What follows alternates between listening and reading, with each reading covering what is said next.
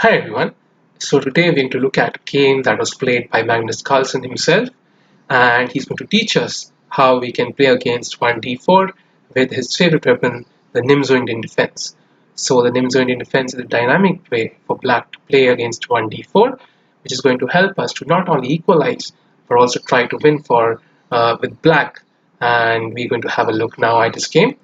So he played this against Hikaru Nakamura, and Nakamura started with d4, knight f6, c4, e6, knight c3, and now bishop b4. So this is the Nimzo Indian Defence. And Hikaru responds with e3, which is the Rubinstein variation, and after castles, knight e2. So white just plans to take on c3 with the knight, avoiding any damage to his pawn structure. And here black plays rook e8. So he prepares a natural retreat for the bishop on f8, and after a3 he just retreats. So here bishop c3, knight c3 is exactly what white would want. He has the double bishops and he has a solid center, and this is much better for white. So bishop f8. This leaves the knight on e2 a bit awkward, and this is something white has to take care of in the recent future. And now g3. White prepares to place his bishop on g2, and he's going to keep the knights like this, and at some point he's going to shift the knight to f4. So after d5, black has to put one of the pawns in the center, just takes, and now bishop g2. And now black plays the move a5. So he's clamping down on white's move b4, so basically preventing white from expanding on the queen side. And after white castles, knight a6. So this is the traditional maneuver. Not only does black prepare c5, but then he prepares the maneuver knight c7 to knight e6, which puts pressure on the pawn on d4 and also plans to exchange for the knight on f4 sometimes. So, and c5 is a very important move. For example, after knight f4, c6, protecting the pawn, white plays the move f3. Now, whenever you see the move f3, alarm bells should start ringing in your mind, because you need to break with c5 immediately. In 99.9% of the cases, whenever white breaks through with f3, he's planning to kind of go ahead with e4. If he manages that, then he'll go ahead with e5 and then move the knight and f4, and it'll be a horrible clamp on the black position.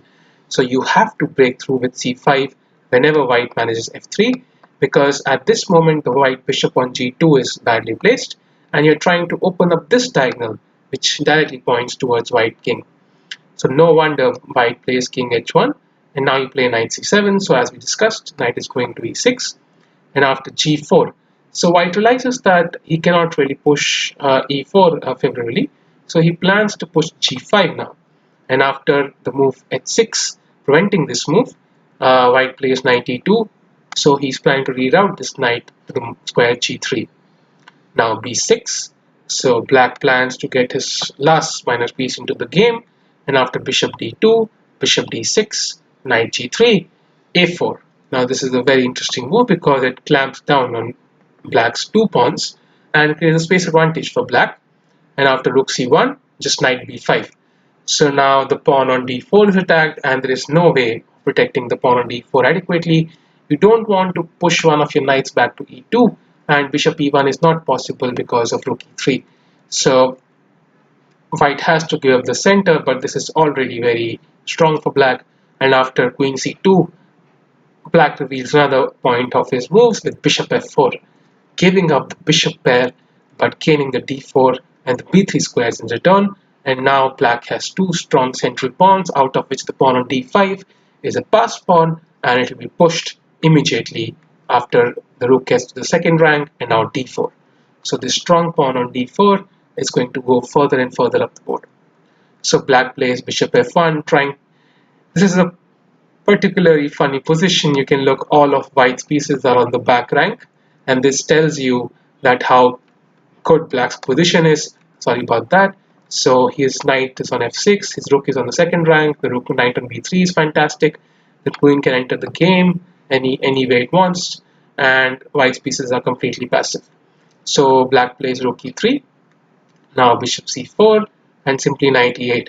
So black prepares to bring his knight to d6, push this bishop away, and then we'll try to push these central pawns up the board. So g5.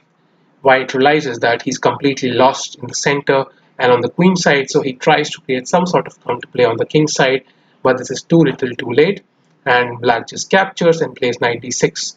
So if the bishop moves as we discussed, black is going to start pushing his pawns and the game is over.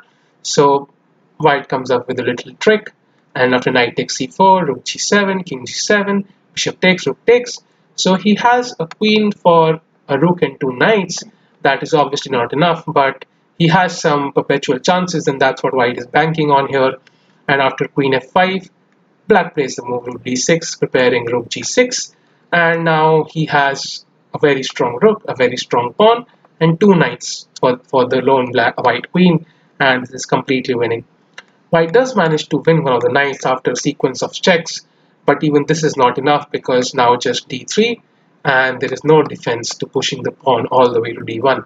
So white tries, queen a6 check, king d7, queen b7 check, king f6, queen c6, rook e6, queen c8, and now rook e1 check, king g2 and d2.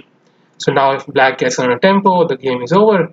So white keeps checking, but at some point he run out of checks, and after queen g6, just king a5, there are no more checks. Queen c6, d1 queen, and after queen c7, king b5, queen b7, king c4, queen f7, and black here played the move king d3, and white had to resign because next the king will go up all the way to a2, and then it's black's pieces that will decide the game. This was a very interesting game played by Carlsen because he showed us how classically important Nimzo is, how it can give you winning chances, and how white has to be absolutely accurate because it's a dynamic opening with both sides having their own chances, and how such important decisions like the move knight b5, forcing white to give the center, and then giving up the bishop pair with knight b4 and knight b3, and then trying to get the rook to the second rank, and slowly but surely using all the advantages he has with this queen sacrifice later on, and completely annihilating white in this game. So I hope you like the video. Do like and subscribe, and do check out other content on the channel, and take care.